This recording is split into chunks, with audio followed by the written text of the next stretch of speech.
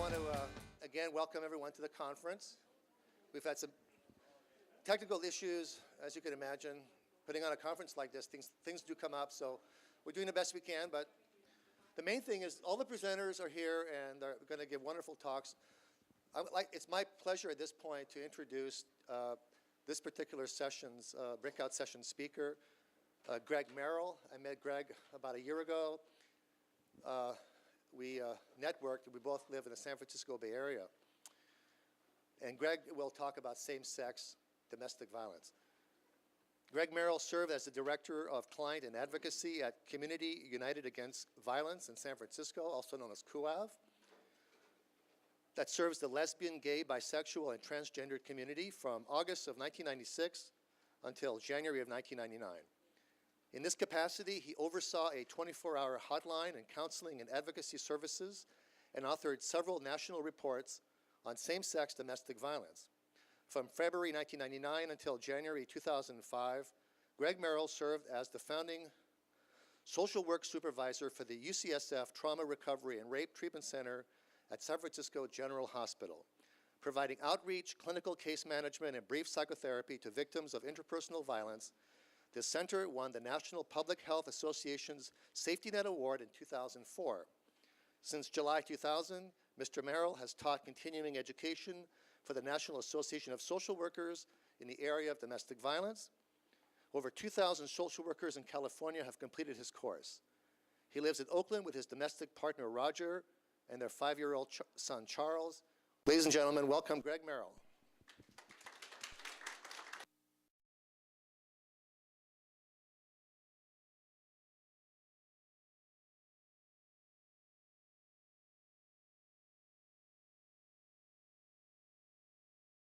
Good morning, everybody. I wanted to let you know that I do a presentation. That is, we're waiting the laptop, and John will load it when it comes. And I've handed out, I brought 20, I always prepare for 500 AV emergencies. So I did prepare because I brought 25 copies of the handout, but I should have brought 35, obviously. So for the 10 or 15 of you who didn't get a copy, I do apologize. But all of the materials for today, for all the workshops, are going to be put on a CD that you can purchase that will have all the files. So I just would say it's available. It will be available.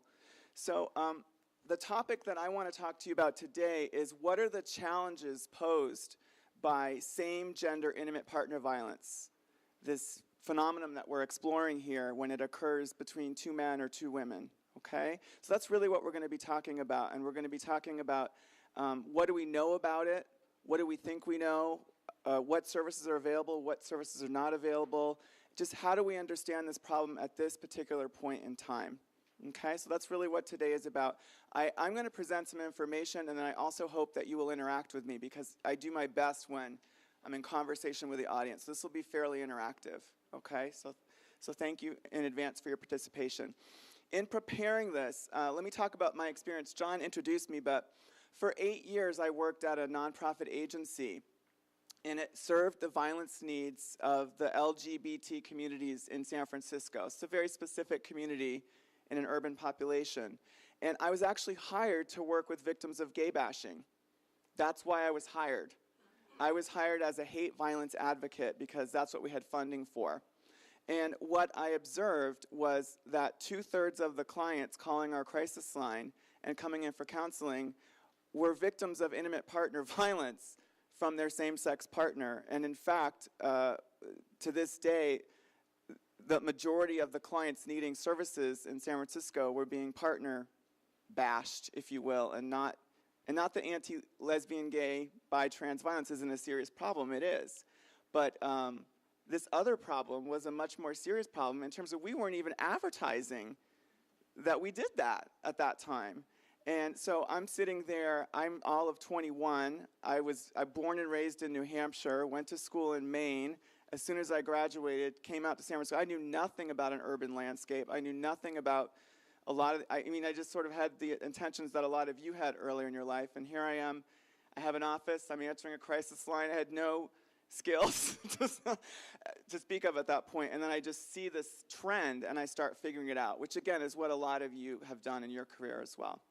And so I stayed there for 8 years, and I got my master's in social work, and then I went on to work at our local county hospital, San Francisco General. And that hospital sees all of the most traumatized persons in our city, because all of the most traumatized persons are brought to that one hospital's emergency room, regardless of whether they're uninsured or insured. So that was really interesting, because I got to see the problem in a very mixed population of San Francisco. Who are the people being brought to the emergency room because of violence? And that was a different population entirely. I've done trainings for National Association of Social Workers for several years. I've trained over 2,000 social workers, as John mentioned, and I was doing the practice. But for the last 3 years, I've actually been in a teaching position at UC Berkeley in the School of Social Work. And I'm on staff as a full-time lecturer. I'm not a PhD, I'm not a researcher the way that Linda Mills or some of the other speakers are researchers, but I'm interested in research. I read research, and now I actually have time to read the research. So what I'm doing is I've taken the 15 years of experience I've had, and I spent the last 3 years just reading. I mean, I'm doing other things, 'cause I'm doing my job, of course, but I'm reading, and I'm looking at things from a new way. And I just have gone through so many perspective shifts in this work as I've grown up with it, and I'm still shape-shifting. I still don't know what my perspective is, and I don't know what that says about me, maybe except I'm just being honest about it. So I hope to present to you the landscape, but not in a definitive way. I think I can tell you what my experiences have been in certain settings, what my reading of certain studies is, and I hope that you will join me in a conversation around that, because I don't think we really know what's what, particularly with same-gender intimate partner violence at this point in time. Okay? Thank you so much for setting up the laptop. Not at all. Ignore the man behind the desk. I have nothing. He's doing a great job. Okay. So the first slide, which you'll see in just a few minutes, is basically what I did is I started out with a lit search on electronic search engine called Social Services Abstracts, which is the main one. And I just typed in the word intimate partner violence, and I got 5,200 hits. So, you know, at that search engine found 5,200 articles on intimate partner violence. And then I typed in the words lesbian and intimate partner violence, and I got 348 hits. Okay, so that's 7% of available literature. Then I typed gay and intimate partner violence, and I got 145 hits. So that's 3% of the available articles. Then I typed in transgender and intimate partner violence, and believe it or not, I got 69 hits, which surprised me because I thought that was a lot. I was expecting to get 2, but it's 1%. And then when I actually looked at them, a lot of them really weren't about that topic. They just had the keywords. So just to say that in terms of, we have a wide body of knowledge for sure, but we don't have a wide body of knowledge in some populations about what this problem looks like. And I think it's important to compare, not to compare, but to say that LGBT communities do not stand alone in being invisible around this problem. There are a lot of communities where there's just not good data or exploration about how this problem manifests in that community. So I did some other searching. I put disability and intimate partner violence, and I got 250 hits. I did Native American, and I got 187 hits. I mean, just there's a lot of communities out there where we're not necessarily included fully in the investigation of the problem and its manifestations in our community. So, has anyone ever been to Disney World and been to the It's a Small World? It's a small world after all. So that's my slide, just to tell you, it's a really small universe that we're talking about of studies. So, so I don't think I can make any firm conclusions from that, but I am going to try to summarize for you my reading of what's available.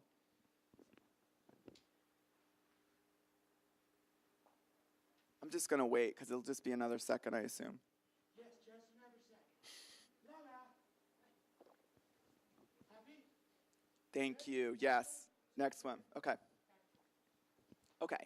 So thank you so much. Now you can all see what I'm talking about. So a lot of what is known, we are an advocacy-based field. A lot of what is known is based on what advocates say the truth is. Okay? That is not necessarily something not to be proud of. I mean, this movement couldn't have even gotten started without forceful advocates defining partner violence as a problem to begin with. But the same thing is true with intimate partner violence, that a lot of what is written from the perspective of people like me who haven't actually fully investigated the problem. They've just experienced it in one place and at one time, and with whatever their biases are, positive or negative.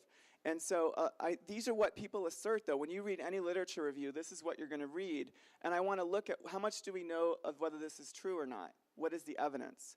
So you will see continually asserted, including in my own early writing, that same-gender intimate partner violence is as prevalent in same-gender couples. It's not more prevalent, it's not less prevalent.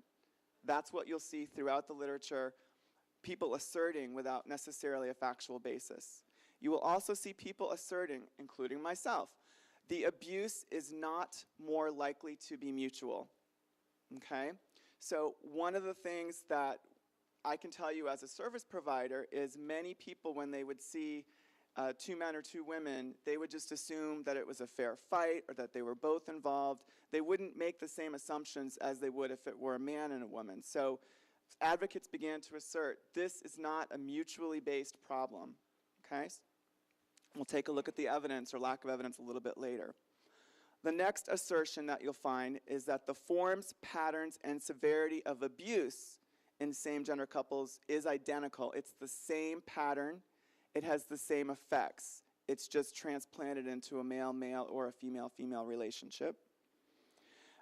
You will see asserted that victims stay for the same reasons, so they don't have necessarily unique reasons for staying compared to heterosexual battered women, and that you will also see asserted that victims and perpetrators face help-seeking barriers, which, of course, I think is true. I mean, some of these may be true. That one, it seems to me like probably the most true. So what is the evidence on prevalence?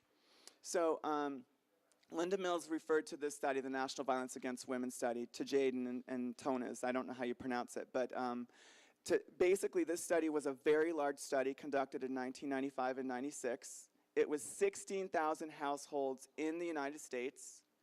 They deliberately included men and women, so they selected 8,000 men and 8,000 women respondents, and they deliberately looked at lifetime experiences of violence. So they asked the person who answered the phone over the lifespan, from the moment they were born until that day, about different experiences of violence that they had. And so actually it's a very, very rich database.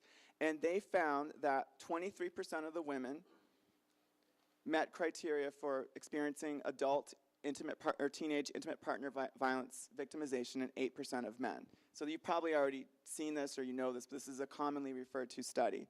They also found, and Murray Strauss's literature would find, this had different findings from Murray's study, that generally speaking, women were 2 to 3 times more likely to report severe physical violence and greater physical injury. So this was a study that has actually found that, and I think it depends if you're talking about intimate terrorism, as Linda Mills was talking about. I think this study is really looking at intimate terrorism.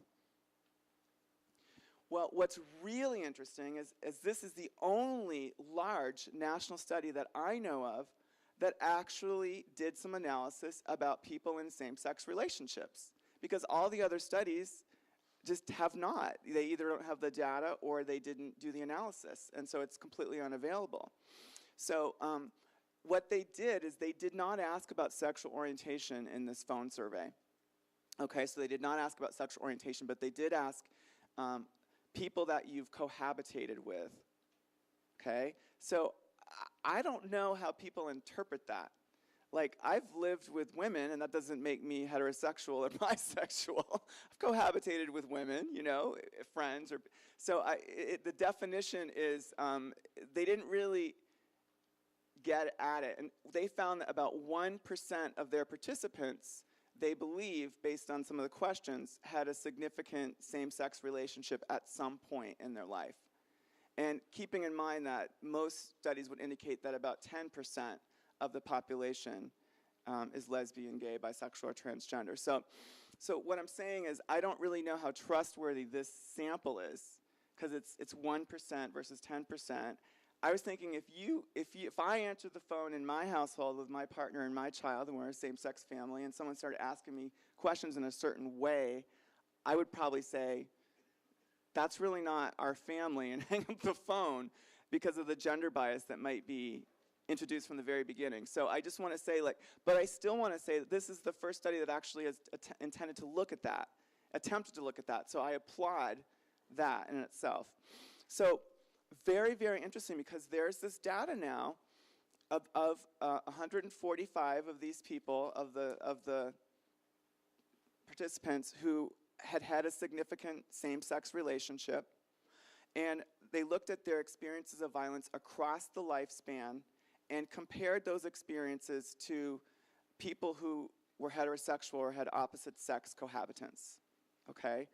Very interesting findings to me, which is that LGBT people were about twice as likely to report sexual assault as a child, and were about 3 times as likely to report sexual assault as an adult as their heterosexual peers. They were about 1.5 times as likely to report they were physically assaulted by an adult when they were children.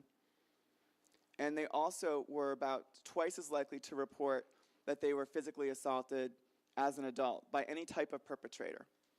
And so what this tells, how I interpret this, and the context that we have to know for LGBT people, is that we actually have grown up over a lifespan of being targets of violence for various reasons.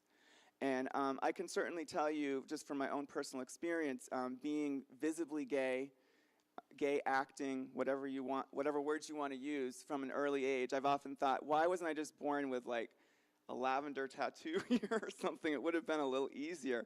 But I was identifiably gay from an early age, and I personally experienced violence in my family related to that. And I personally experienced violence at school, and I was targeted emotionally and physically in numerous ways throughout my childhood, and yet I think I had it pretty easy compared to many LGBT people that I know. So I don't necessarily feel particularly like I was a particularly big victim, if you will, but I think what the context of this is really understanding that the life course experience of violence probably is different when you're gay, lesbian, bisexual, transgender versus heterosexual. So, of course, again, I think all kinds of minority populations experience more violent victimization. And so I don't want to say it's any more special or different, but I do want to say I think there's pretty good evidence that over the life course we have a lot of violence in our lives. And it's easy for us to think of it only as gay bashing, which I think is, a lot of it is, but some of it comes from intimates as well.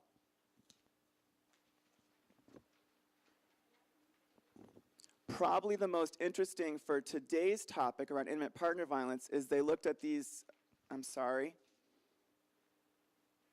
experiences of intimate partner violence. And they found that of the male-male couples that were included in this large study, about 23% met the definition of experiencing intimate partner violence, which is exactly the same rate as heterosexual women responding. Okay, so that's a really interesting finding, because that would tend to suggest that possibly this assertion that has been made about prevalence is not ill-founded, that perhaps it is as prevalent. And but this is the very interesting thing. They found for female-female couples, the rate of prevalence was 11%, which is about half of what it is for, in this study, what it is for heterosexual or male-male relationships. Now, when you read the literature, even the current literature, and people are writing about lesbian domestic violence, which, by the way, I think is a very significant problem, and I don't want to diminish that problem, and I want to say that very, very frankly, but you'll never see anyone writing about this study in their subsequent writing, because it goes against the grain of the assertion that the prevalence rate is the same. So when you look at all the recent things that are being written about, there's almost a complete absence of citation for this study. I wouldn't mind if people argue against the study. They could argue against the methodology, They could, explain how this result maybe didn't look at a certain thing, but people aren't even citing it. And it's the largest study that we have that's looked at this. And so it's just interesting to me that because the finding doesn't correspond with what people believe in their hearts is true, that there's just silence around it. So I just didn't, and I actually feel nervous presenting this. I'm like, there are probably some people in the audience that are going to be really mad that I'm putting this out there because they've worked really hard to develop lesbian services in their community, and they're going to feel like I'm throwing a wet blanket on the problem. And so, but I also want to say, I also feel a pressure to tell the truth around what evidence might suggest. I don't know what the truth is, but I think we have to talk about the evidence.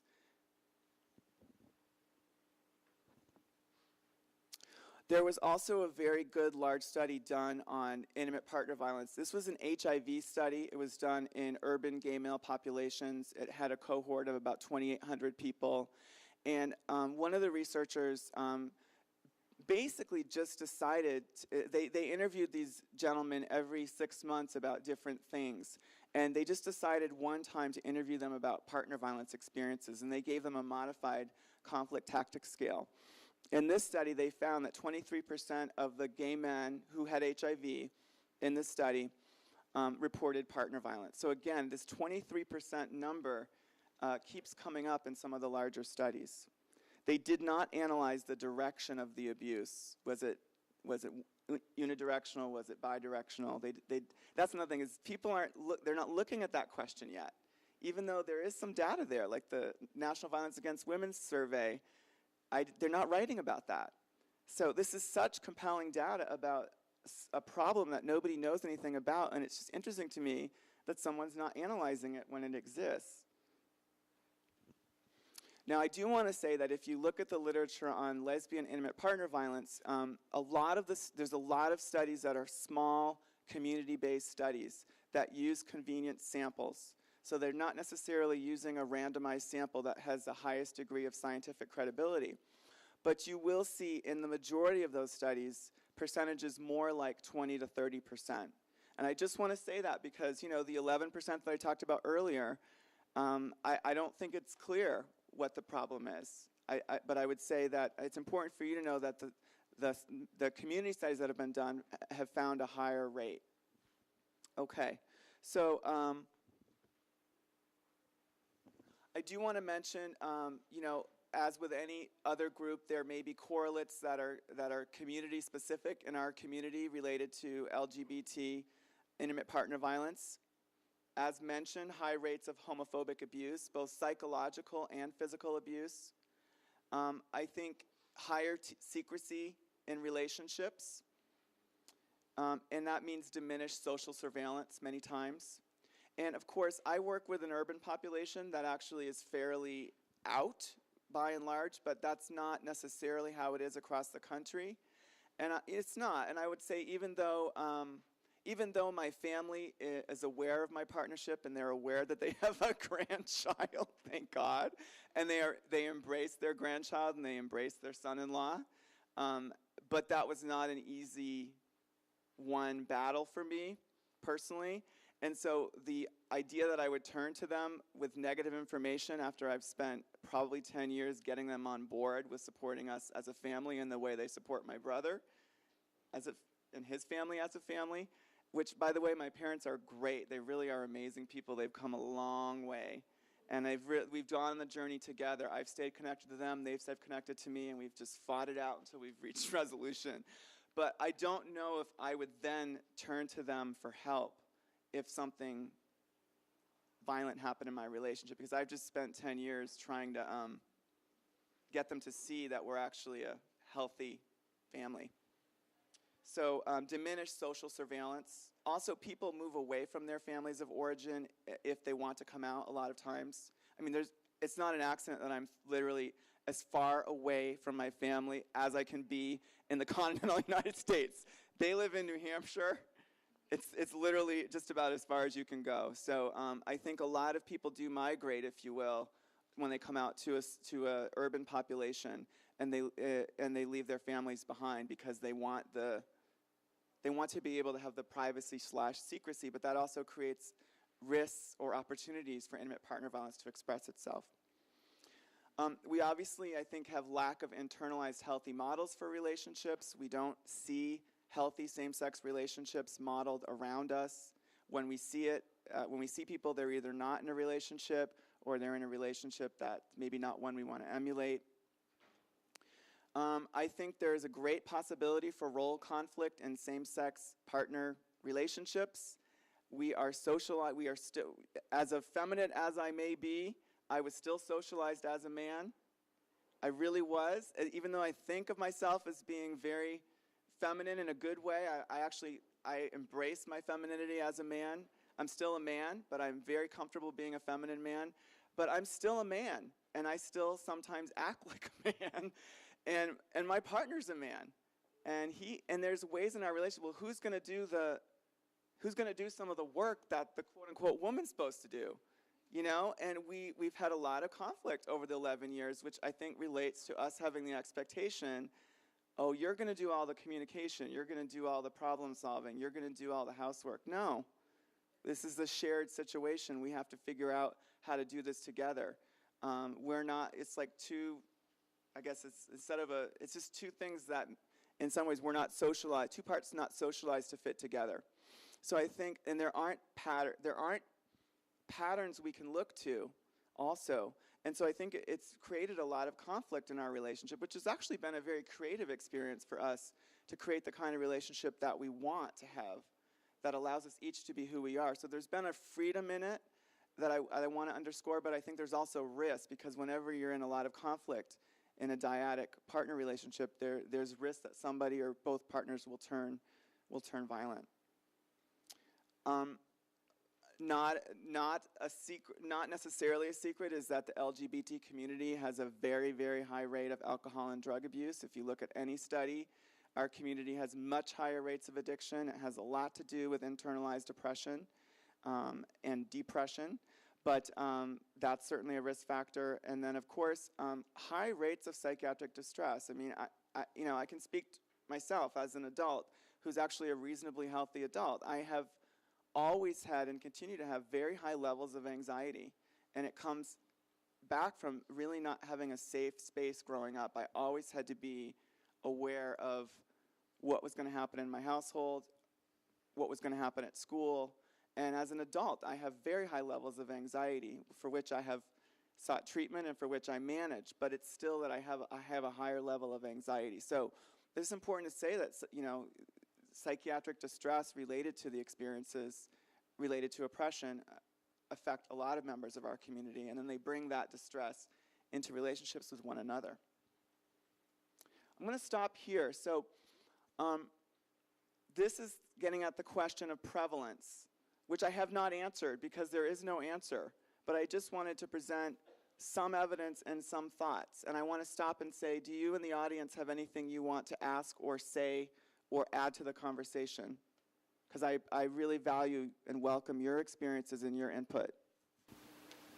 Just in my own research that I've done in the focus group that I recently held in the Central Valley, the LGBT community, that's one of the things that was stated was the community is still fighting for basic rights. And again, they were also stating that it's another issue that they feel like they're just constantly struggling with, and it's just another layer of issue that some don't want to even look at because they're still fighting for basic stuff, and they feel like they're struggling with so many other things that they don't want to look at that either. Right. And this pressure not to look at it is not limited to our community. I want to say there are lots of minority communities that have a lot of social issues going on because of oppression and because of social forces. And so while I'm commenting on it in our community, I also want to say we are not alone in that feeling like until we have more basic equality, this is not an issue that our community will likely embrace. Your hand went up. The questions aren't being picked up, so if you want... Repeat them. Yeah, okay. You can repeat them or maybe hand on the microphone. Okay. Either one. Great. If you want. I'm going to actually move forward, and I'll take questions after the next section as well, so if I could ask you to hold. This will be a short section because there's no evidence. So the second is, except what I've done, which I mean, a few of us have done things, but it's not very convincing, to be completely frank with you. I mean, if I'm telling you my own work isn't that convincing, that's saying a lot. So basically, advocates argue that the abuse patterns are basically the same as in intimate terrorism, that it's unidirectional, that it's the same types of violence, the same frequency, the same types of injury. So Claire Renzetti did a study in 1992 of 100 battered lesbians, and she did actually a very, very nice study. It's just hard to get a random sample of our population, so it's not a random sample. She did really nice interviews as well as a survey, and she's an excellent researcher, and she really looked at lesbians' experience of abuse, what they were reporting. And I replicated parts of her study in a different sample of gay men, and it was a small sample. It was also not a randomized sample, and it was interesting what correlations we found between our population in terms of types of behaviors people experience. This is not an exhaustive list because we looked at more, but what was interesting to me is just glancing at the two columns, there were very few, when we looked at the same items, the percentage differences were very small for all kinds of violence, including, I have to stand in this box though because they've got me boxed in, so I'll go like this. Okay. So I don't know what to do. So is this okay? Back in the corner. So pushing or shoving, hitting, choking, forcing sex, these behaviors occur with great frequency, particularly in intimate terrorism, the category that Linda Mills was talking about.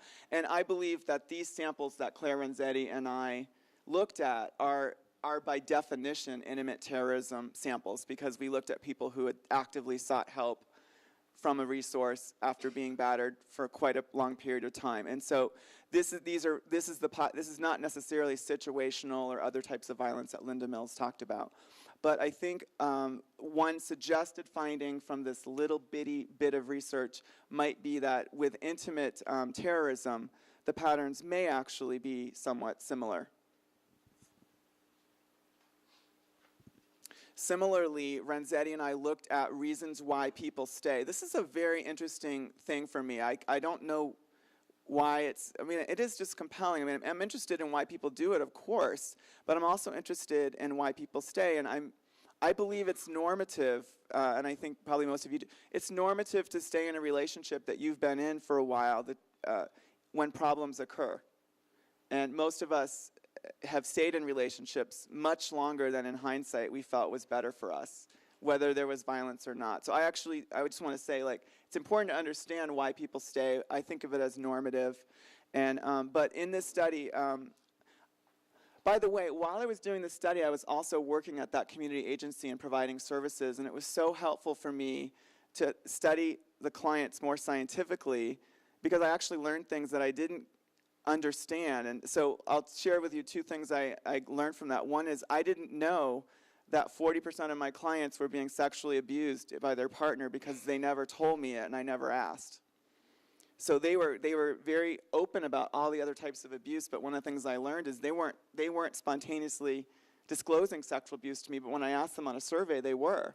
So of course that changed my practice to begin to ask that more regularly. The other thing I learned is I replicated Renzetti.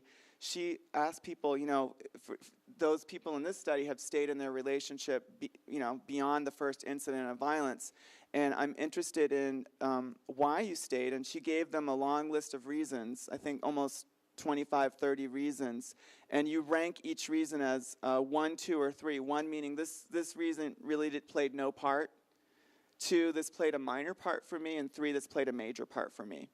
And so I replicated part of that, and you'll see again, a lot of correspondence around the reasons why battered lesbians and battered gay men reported they stayed, and it's very similar to what heterosexual women who are victims of terroristic violence report. The one thing that was different, and I didn't run the significant stats, but gay men were less likely to think that the abuse was their fault. I think that is so interesting as a gender difference. So half as many of them reported they felt like they stayed because they really conceptualized the problem as their fault. Because I think men don't necessarily conceptualize relationship problems as their fault in the way that women may. So, I mean, that was really interesting. I mean, it's a good thing. It's a positive thing in a way, because, you know, it's like, if it's not your fault, don't think it's your fault. So, but it's maybe problematic in another way. Go ahead in the back. Do you have any percentages on how many people were staying because of children in the relationship, they were co-parenting, and also because of financial reasons, like they had nowhere to go to be home to get out? Yeah, it's a really, really good question. This was a study I did a long time ago. I probably collected the data in 1996. So I believe I asked about children at that time. I mean, I worked with the gay male sample, and I had none of the people in the sample had children, so that didn't turn out to be a factor. Financially, I think for some people that maybe owned businesses or owned homes together, had resources together, it was a more prominent factor for the higher SES folks than for the lower. Okay? I mean, I think it's also interesting the economic differences of a male-male couple versus a female-female couple versus a male-female couple. Generally is, our society pays men generally different than it pays women, and so there are economic advantages and disadvantages depending upon the dyadic there can be that get played out. And so I'm also interested in that, but I didn't look at that. So there's so many things that we could look at that no one's looking at. But what I want to suggest to you here is perhaps, because this is not something I feel like I can stridently assert, but perhaps in the cases of same-gender domestic violence that are more terroristic, perhaps that it is true that the patterns and the ways people respond are comparable.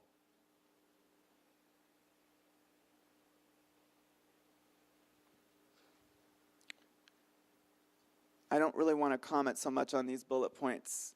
These are things that people have asserted.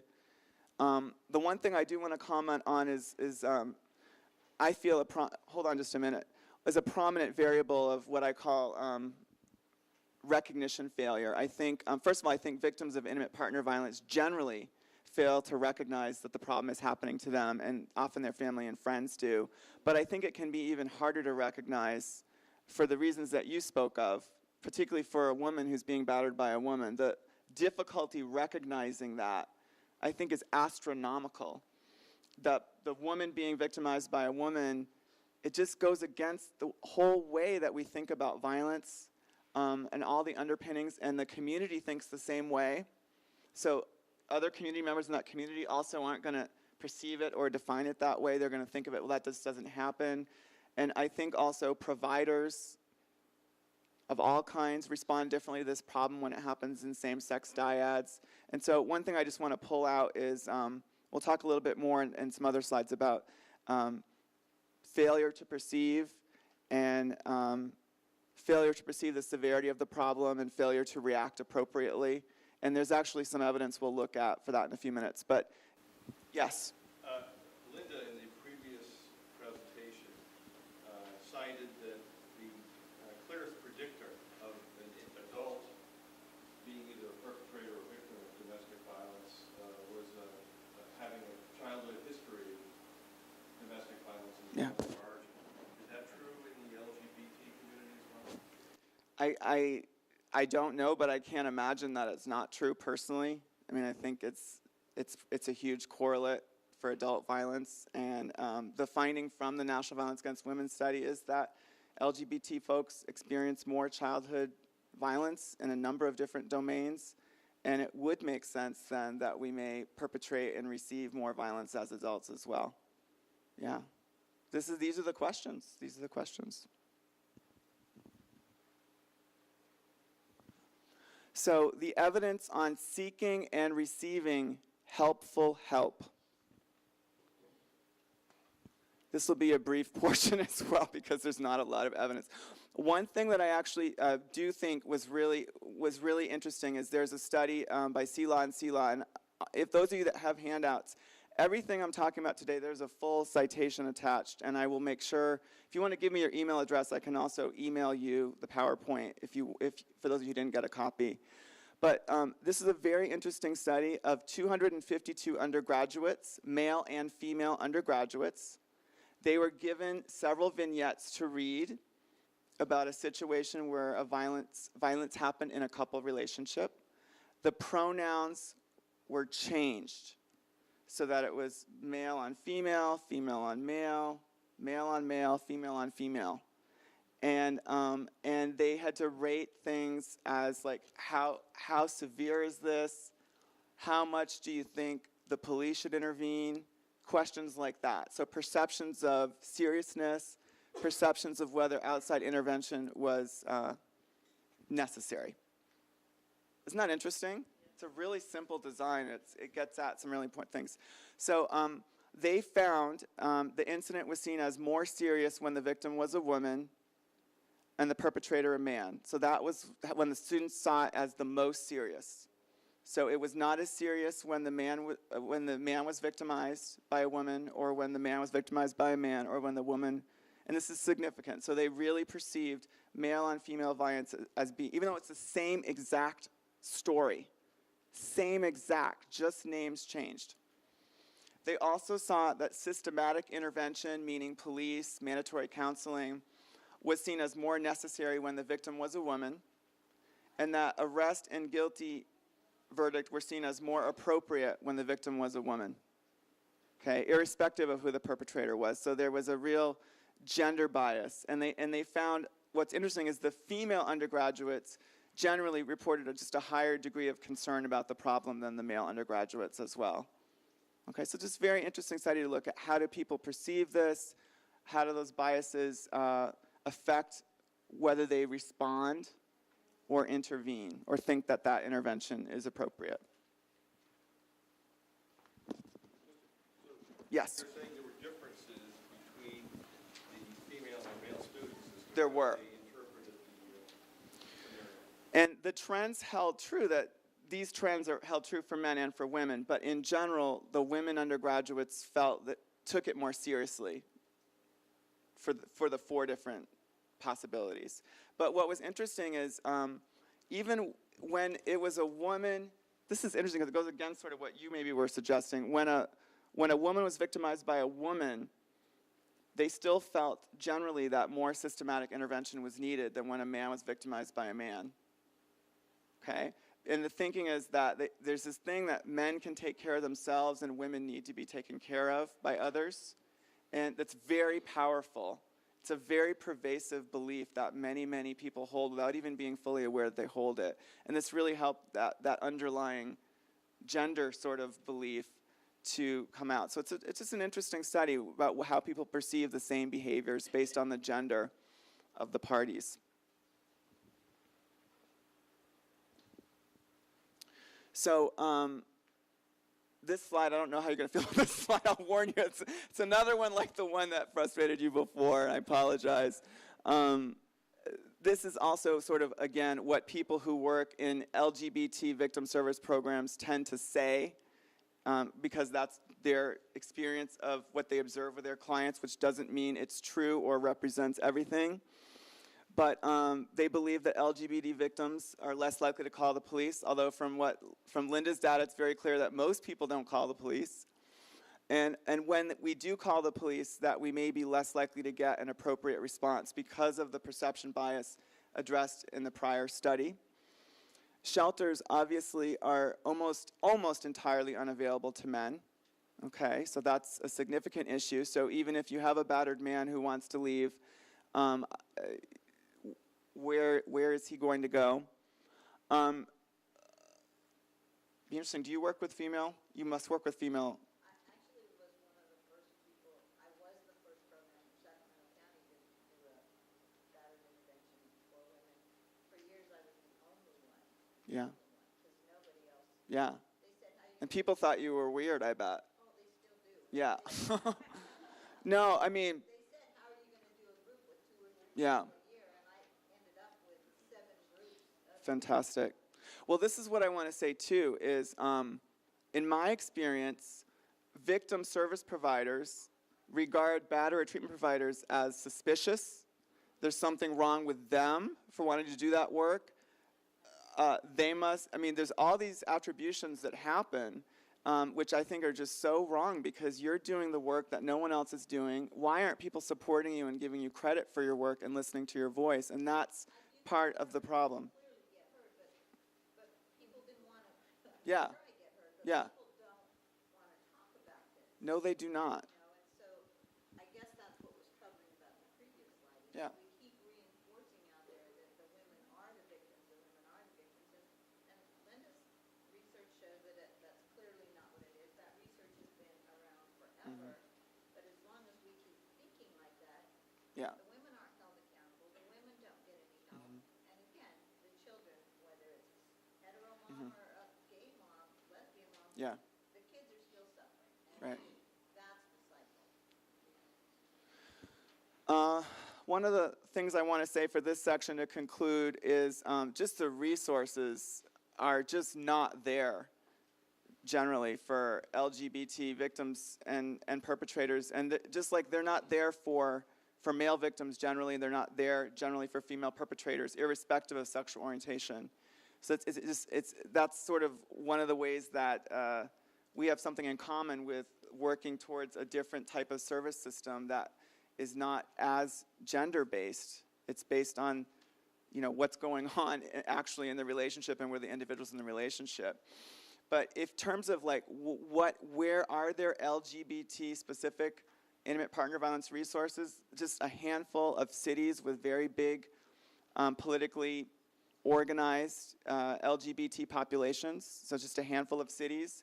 And even in these cities where the services exist, there's absolutely not equity in the funding or the types of services that are available. So I'll give you an example, because I've worked in San Francisco mostly. I imagine that there's probably 60 to 80 shelter beds in San Francisco for battered women, which is not enough, by the way. It's really not enough. That's a whole other problem. And there's probably about 60 full-time equivalent people who work in the various, even just the victim services, not even talking about the perpetrator services. So, and then in terms of if you look at the LGBT side, there's no shelter beds for men available anywhere, and there's probably 2 or 3, maybe 4 full-time equivalent people working on this issue in that community. So in terms of equity of funding, and service availability, it's really, really, really discouraging at this particular point. So I do want to start the next slide with a discussion is, you know, I think this is a movement that's made astronomical changes in the last 20 years, and there's no reason why we can't continue to refine and sort of make changes in other communities as well. So I wanted to get a sense of, you know, what do you think would be needed to help move this problem and this population into a little bit more of social context of discussion and meaning and being a valuable problem that people need to get behind. Any ideas? You came so I would give you the ideas, I see. Just an observation. I'm from Yeah, Idaho. you're from Idaho. So for starters, Well, thank you for coming. there are people here from Taiwan. But for starters, for a state like Idaho, we have to acknowledge that there is such a thing as a gay population. Okay. So you'd have to just, from some states, just admitting there's a gay population within your state would be the first step. Yeah. I'm gonna move forward for the purpose of time. So we've covered a lot of these. The one thing that I want to say is I consider myself a feminist too. I'm obviously not a woman, but I am a feminist. I actually I believe very strongly and have for a long time about feminist principles. And one of the things that I have noticed, and since you mentioned HIV and AIDS, there's been sort of a gay ownership of HIV services, and now the epidemic is affecting other communities more. And there's been a reluctance because you have an oppressed community that's never felt they owned anything before, in a way, and now they own something and they don't want to let go of it, even though the problems, the population affected, the services need to shift and change. And so a lot of communities that are that are one down, when they get their hands on something, they are reluctant to share or let it go because of the social dynamics. And I just want to say, I think the same thing. I think many feminist advocates have been reluctant to share ownership of intimate partner violence across communities and across different ways people solve the problem. And I am compassionate to why they feel the ownership, and I'm compassionate to the work that they did. And I think I also want to encourage them to move into a different headset around sharing of ownership, because isn't that what we're about? So I want to make those links, because I think that's part of it, is there are people that own, and I think John called it an industry, or was it Linda? The domestic violence industry. I thought that was a really interesting language choice. Did you say industry? You said it intentionally, didn't you? It is an industry, and I think it's about ownership. And if you really think, like, do you really want to own that, and meaning that other people don't get to participate? Because we own it, so you don't. We own the land, so you don't get to be on the land. And that really is what's happening, and I really object to it in all kinds of ways. So that I just wanted to say that. And obviously, pervasive gender bias against male victims and female perpetrators.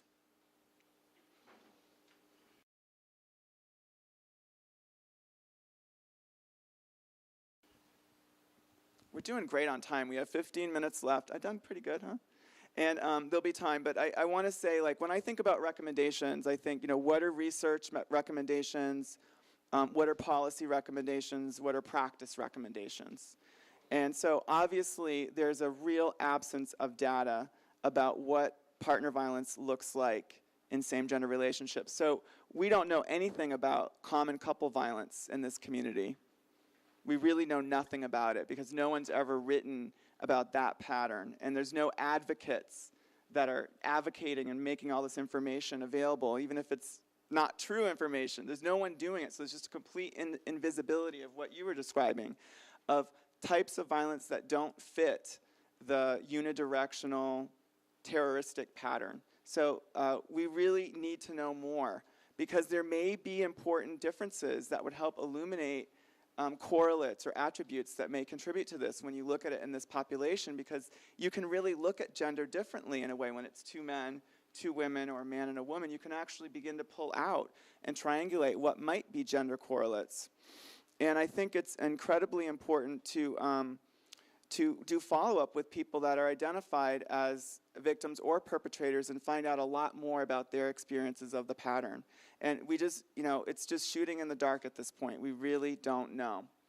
And I don't know if anyone knows of anyone who's planning to do, another national study.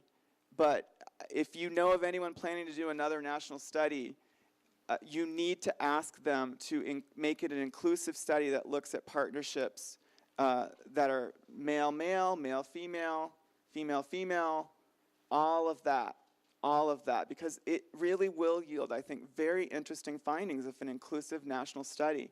We will learn a lot about this problem that we did. I really just believe that. So not from a sort of a gay advocate perspective, but just from a scientific perspective alone, this study has absolutely great value. So I just want to put that out there to you. Policy. This is just an underfunded area. So we are fighting over resources. And the issue of ownership, who owns the money? Who owns the industry? I love that VAWA made all that money available, and but what about other types of streams that are earmarked for other populations? Because it's very much a women, children's funding line. And I certainly admire that about it, but it doesn't address the whole problem or the whole picture. And so how do we create an environment where there's less competition for these funds? I think percentages should be allocated to LGBT populations and other populations that are underserved or where there's an under-awareness. I think LGBT community organizations in all kinds of local communities need to step up and come up with services that can start in the grassroots level around organizing, prevention, education campaigns, simple community responses, and certainly making sure that our laws are inclusive. Practice. Can I just tell you that I spent 8 years, because we were at that time, the way the problem was defined at that time, we were a victim service agency, right? So we don't serve perpetrators, okay? They're bad and they have to go away. I'm telling you, that was my feeling at a point in my life. It was part of my development to feel that way. That's all I can say. I don't feel that way at all now, but I felt that way then. So one of the things that we had to do is really screen people when they were coming in, which means like, oh, you're a woman, you must be a victim, come to shelter. Come into our restraining order clinic, come into our counseling group. We couldn't do that. So we had to sit down with you, and we had to clinically interview you, and we had to make a determination of whether we felt you were eligible for our services and what kind of services might be helpful for you. And in that process, I think we inadvertently learned to do what most mainstream providers don't know how to do, which is a clinical assessment to determine what is the pattern, what is the pattern, what is this person's history, what is their participation, what kind of violence are we talking about here, and what services make sense given this is the configuration. And of course, we did it in the absence without interviewing the other person, which is a whole other issue I know this is your frustration, but I share it as a frustration, even though you may not think I do, because I think it's missing data about how to provide effective treatment. I want you not to be harmed. I want your partner not to be harmed. I want your children not to be harmed. And I need access to all of that, and I need to know how to do an assessment of all of that in order to recommend a service plan for your family. So I like the circles model that Linda was talking about, and I like any model that is more family-based. I think splitting people up, I really do believe this now, splitting people up, you go there, we're not even going to talk to you. I think that it may work for the most severely injured people who are willing to leave, but it doesn't work for everyone else.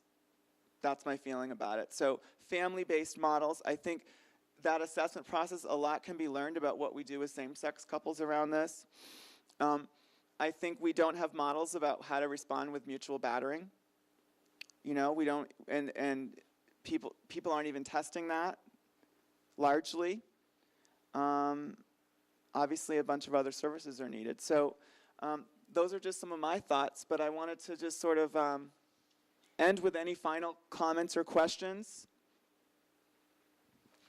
I guess you came for answers and you didn't get them, and I feel badly about that, but it's the state of the state. I supervise offenders on a domestic violence caseload, and I've probably worked with maybe 500 people, and out of that number, only 3 have been same-sex relationship.